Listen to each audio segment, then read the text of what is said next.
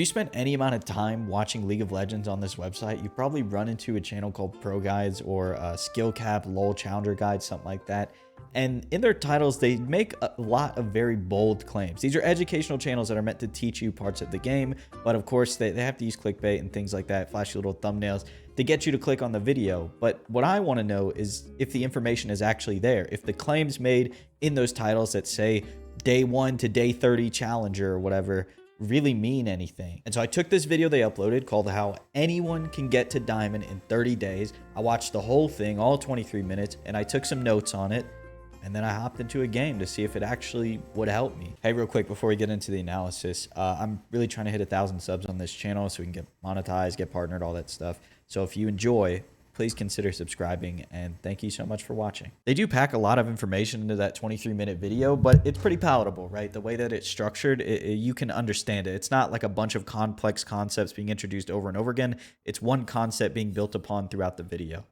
The first thing that we need to pay attention to here, and the first thing I'm going to talk about in the video, is one, we're trying to win lane, which means we want to get an early minion advantage so that we can win trades. That's why I'm autoing the wave here.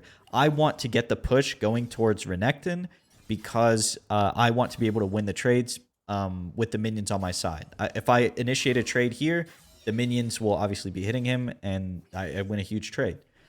Generally, this matchup is not very good, right? For anybody. Renekton's a lane bully, you know, everybody hates him.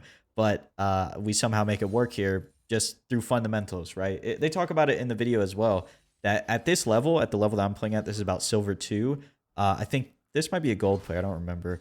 But at this level, the matchup doesn't matter as much because we don't understand fully what our characters do yet to like their full capacity. Fundamentals are a lot more important, and understanding how the wave works is a lot more important.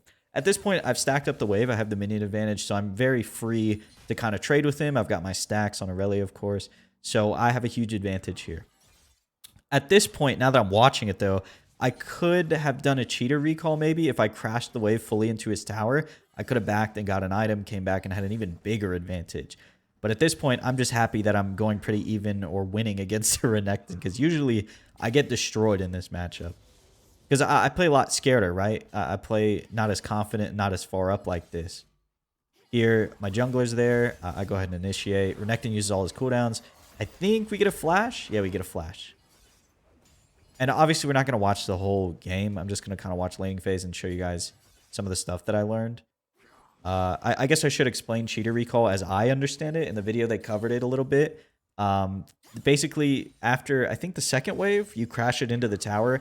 And then you have such an advantage that I can back. Like, I can back, buy an item. Here, I get a solo kill. I can back and buy an item. And then I can have an even bigger advantage when I get back because the wave will be pushing back towards me. So that's kind of what a cheater recall is from what I understand, right? That is a gold, silver explanation of it. Let's go back and look at that solo kill and kind of talk about why I initiated here. So, of course, I have 1, 2, 3, 4 minions.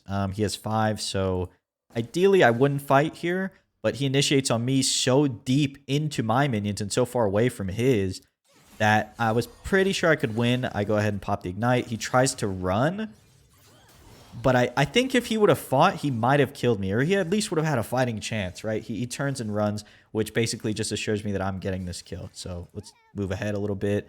I get run down by Udyr, have to flash. Bad play on my part. I got really greedy. I wanted to get like one more wave. At this point, he's slow pushing back into me. That's another concept they talk about a lot, is how top lane is a series of slow pushes. So he has now built up a big old wave, and he's crashing it into my tower, which kind of is supposed to deny me a lot of farm, having to farm under tower. But fortunately, I'm playing Aurelia, so it's not very hard. I just queue the ones that I can't last hit, and we get through it. On any other champ, it would have been a lot harder to get all these CS, of course. But a slow pushing also gives you a huge advantage when you're trading because you have a big-ass wave behind you, of course. And you get an XP lead because your opponent obviously has not gotten all the CS that you're holding up from him. There's a lot of benefits to slow pushing that I never really realized. I also never realized how big of a deal it is in the top lane. I actually didn't give any credibility or like background on who I am and like what level of play I'm at, but did I get a solo kill here? I don't think so. But I'm actually just like a high silver low gold top laner. I peaked at plat 4 playing Hecarim jungle a couple of seasons ago. That's pretty much where I've been, right? I've never really put any effort into learning the game. I kind of just get on and play casually and try and get my little Victoria skin every every season by getting to gold. But I actually just felt like learning a little bit more about this game I've wasted so much time on over the years. So that's why I took a look at the Pro Guides videos that always pop up in my recommended finally. Here I get a little bit of a XP lead. I'm 6. He's still 5. I'm still pushing into his tower. Probably could have recalled here if I needed to. I don't really think I had any gold to, though. Switch back to manual camera. At this point, I've established a pretty big advantage. And even, I think, if we take a look at my items, I don't even know how to take a look at my items. There it is. I do have an item advantage as well. He did go some armor. He started Dorn Shield, I think. Oh, no, he started Dorn's Blade. Sorry. But yeah, I do have a little bit of an item advantage here. And next back, I'll probably have an even bigger item advantage. I'm pretty sure I'm going into Bork first, of course. Just doing some normal little farming here. The push is in his favor, so I'm not really gung-ho to trade in a wave like this. I'm also making sure that when that bar turns red, this is some matchup knowledge for you. When that bar turns red, then, you know, of course, when he Qs, it's going to heal him. It's an empowered Q, so kind of trying to steer clear of that. Here, I've got the advantage again, and we're just going to keep shoving. We're going to shove it back into him and back.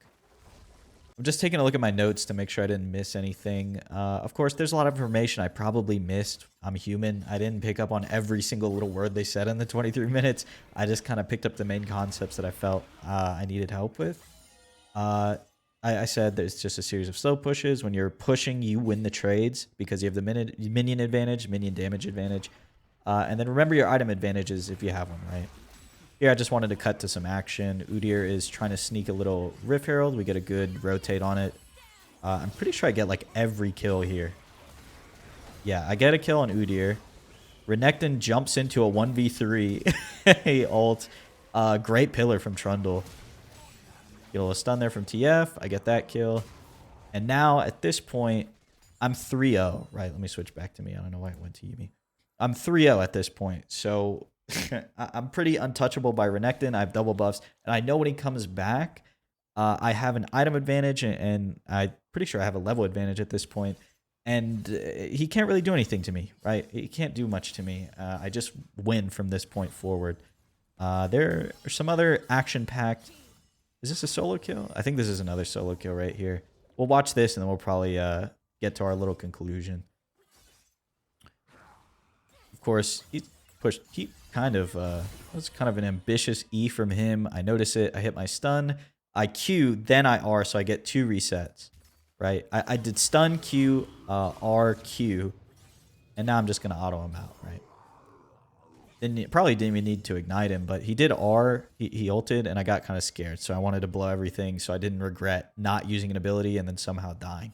In conclusion, did it actually work? Did that Pro Guides video or SkillCapped video, whatever it was, actually do anything for me? I'm going to say yes. I'm going to say yes for this specific game. I took the things that I wrote down, I did it, and it helped me win a lane that I usually would lose. 99% of the time, I will lose to Renekton. This time, I happened to win after watching that video and taking some notes. Will it help you get to Diamond in 30 days? That part, I don't know. That's a pretty bold claim, but if this video, I guess, does really well, I could make a series out of that where we just go to Diamond in 30 days. I've never been that high of a rank, but I'm sure I can do it. Anyways, thank you guys so much for watching. If you enjoyed this video, please consider subscribing, and I'll talk to you again very soon.